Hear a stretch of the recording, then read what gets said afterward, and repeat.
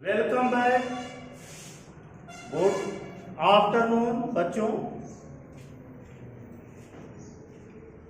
Vector analysis के इस कड़ी में पार्ट 4 में हम आपका 2 टॉपिक लेने जा रहे हैं।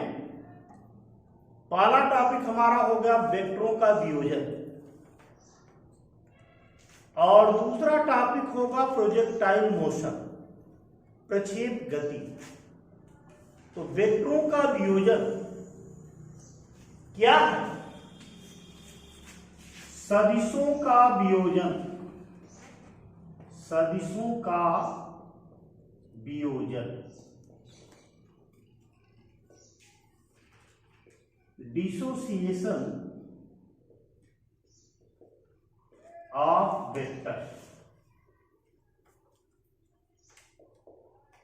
डिसोसिएशन ऑफ वेक्टर्स यानी वेक्टरों का वियोजन।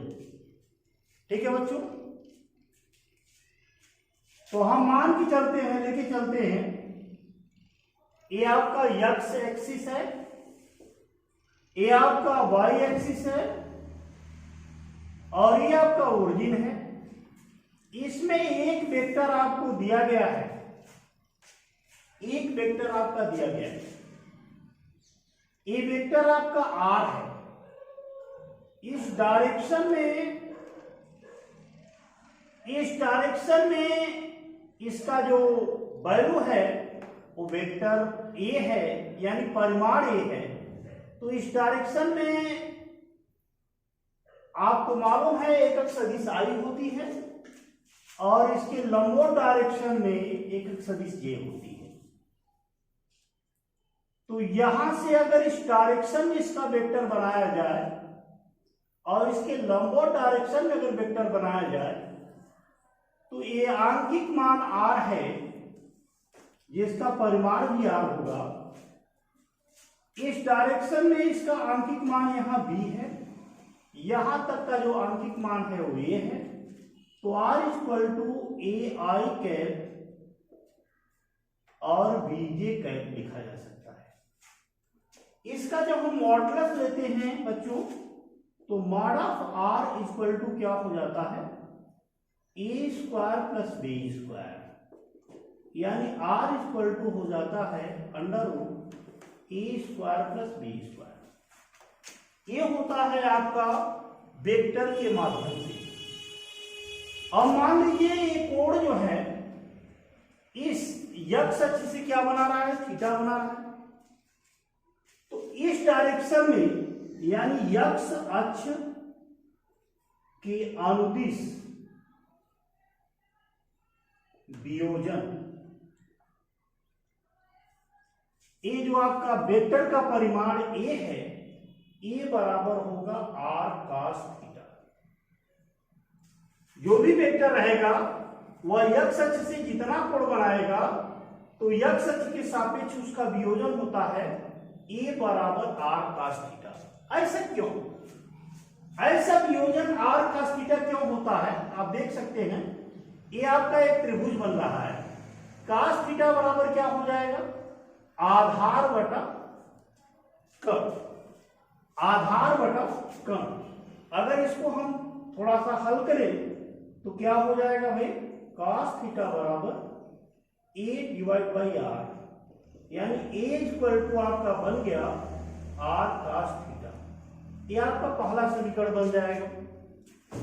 इसी तरह से आप देख सकते हो बच्चों, ये आपकी वैल्यू कितनी है? बी। ये कोण आपका थीटा है, तो ये वैल्यू आपकी बी है। तो इस डायरेक्शन में ए की क्या बनाएगा? ए आयत बनाएगा।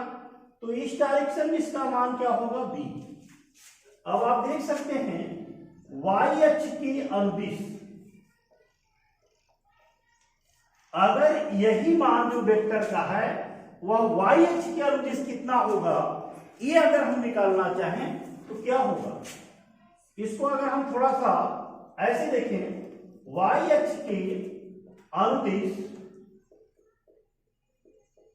तो यहां से साइन थीटा बराबर हो जाएगा, इसका परिमाण कितना है? बी। इसका परिमाण r हो जाएगा। तो b बाई आर यानी b इक्वल टू हो जाएगा r साइन थीटा। अब ये समीकरण 1 और समीकरण 2 दोनों का वर्ग करें। समीकरण 1 व समीकरण 2 का वर्ग करके जोड़ने पर क्या मिलेगा बच्चों? A square plus B square is equal to r square cos square theta r square sine square theta. इसको हम ऐसे लिख सकते हैं a square plus B square r square outside cos square theta plus sine square theta. ये आपका हो जाएगा a square plus B square equal to r square into 1, यानी आर इक्वल टू हो जाएगा अंडर रूट ए स्क्वायर प्लस बी स्क्वायर। तो आप देख रहे हैं सदिश विधि से जो मान प्राप्त हो रहा है वही हमारा वियोजन के माध्यम से प्राप्त हो रहा है। यानी किसी भी वेक्टर का x अक्ष के अनुदिश जो वियोजन होता है वह उस सदिश का काश के रूप में हो जाता है। अगर उसी को हम y अक्ष के अनुदिश वियोजन करें तो उस सदिश का साइन के रूप में वियोजन हो जाता है। तो यह है वेक्टरों का वियोजन। वेक्टरों के वियोजन के इस कड़ी में बहुत सी चीजें आती हैं। इसमें हम चर्चा करते हैं किसी व्यक्ति द्वारा नदी को पार करना। तो हमारा जो अगला हेडिंग होगा किसी व्यक्ति द्वारा नदी को पार करना। किसी व्यक्ति द्वारा नदी को पार करना है और हमारी नदी की चौड़ाई इस तरह से ये आपकी एबी नदी है। इसकी चौड़ाई हमने मान लिया इसकी चौड़ाई जो है डी है। नदी की जो धारा है वह इस दिशा में भी डब्ल्यू चाल से बह रही है। यानी नदी की जो धारा का प्रवाह है, धारा की जो चाल है वह भी डब्ल्यू है। और कोई व्यक्ति इसको पार करना चाहता है। यह व्यक्ति इसमें सीधा तैरना चाहेगा, लेकिन इस व्यक्ति की चाल हमने मान लिया यह व्यक्ति भीयम चाल से यहां से थीटा कोण पर है। थीटा कोण पर यह व्यक्ति इसको पार करना चाहता है। तो आप देख सकते हैं इससे एक समांतर चतुर्भुज का निर्माण होगा। समांतर चतुर्भुज का नियम लगेगा। इसका जो परिणामी होगा, कह सकते हैं ऐसे हम देखें, इसका जो परिणामी होगा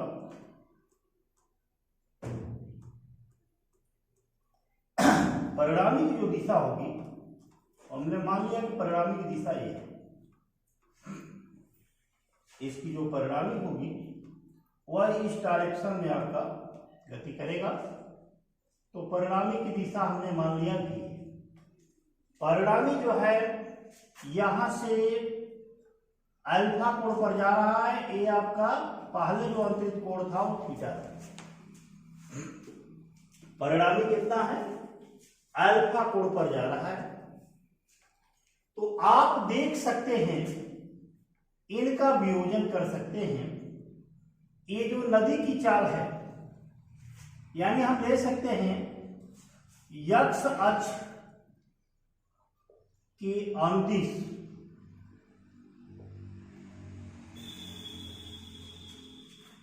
परिणामी का वियोजन। ये परिणामी हमारा क्या है? भी है।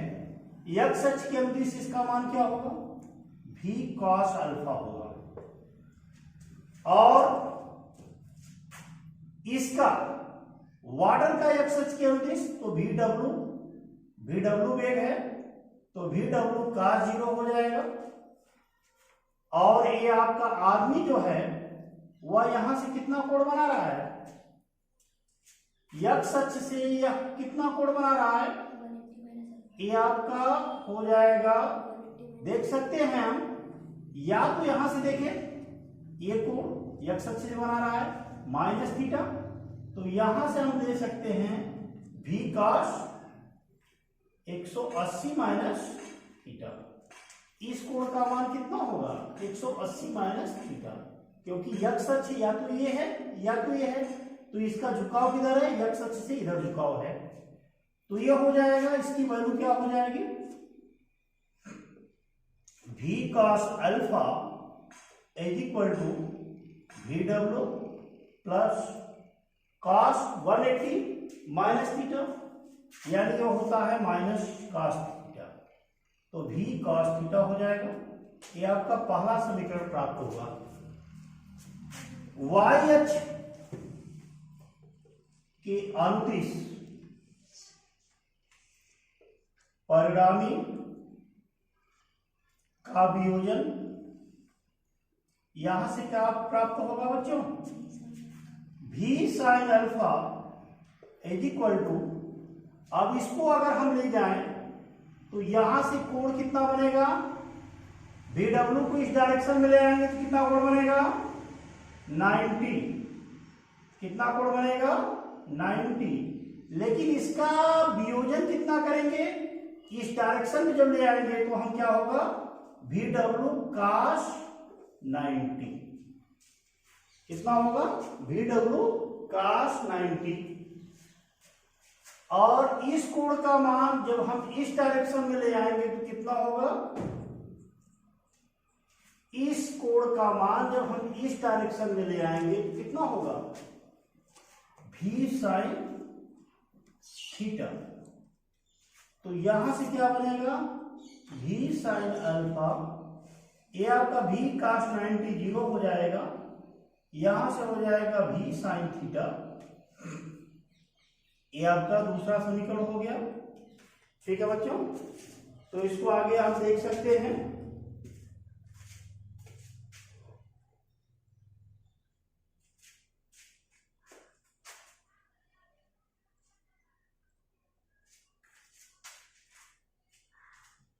तो क्या हो जाएगा, दोनों समीकरण का वर्ग करके जोड़ दीजिए, समीकरण 1 तथा समीकरण 2 का वर्ग करके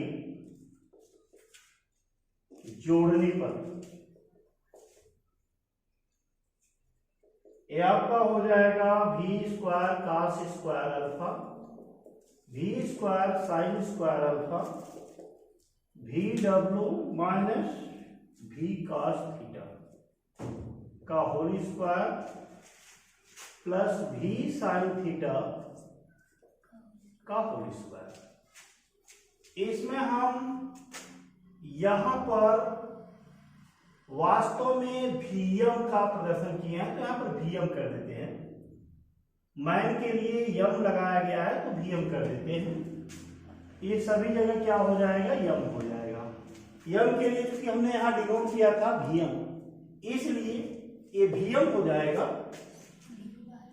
तो यहां पर भी स्क्वायर को बाहर कर लेते हैं, cos square alpha plus sine square alpha, यहां हो जाएगा भी W square plus VM square cos square theta minus 2V W VM cos theta plus VM square sine square theta. ठीक है बच्चों, यहां से आपको cos square alpha plus sine square alpha बराबर क्या प्राप्त होगा 1, तो V स्क्वायर इक्वल टू भी W square plus VM square, यहां से कॉमन ले लेते हैं VM square cos square theta, यहां से साइन स्क्वायर थीटा, तो cos square theta plus sine square theta minus 2 Vm cos theta. ये हो जाएगा आपका v square is equal to VW square plus Vm square minus 2 Vm cos theta. ये आपका अभीष्ट फार्मूला तैयार हो जाएगा नदी को पार करने के लिए। अगर दिशा की आपको जरूरत होगी तो समीकरण 2 में समीकरण 1 का भाग दे सकते हैं। समीकरण 2 में समीकरण 1 का भाग देने पर यह हो जाएगा v sine alpha upon v cos alpha is equal to Vm sine theta upon VW minus Vm cos theta. यहां से v आपका कैंसिल, तो tan alpha equal to Vm sine theta upon VW minus Vm cos theta. या alpha equal to हो जाएगा tan inverse Vm sine theta upon VW minus Vm cos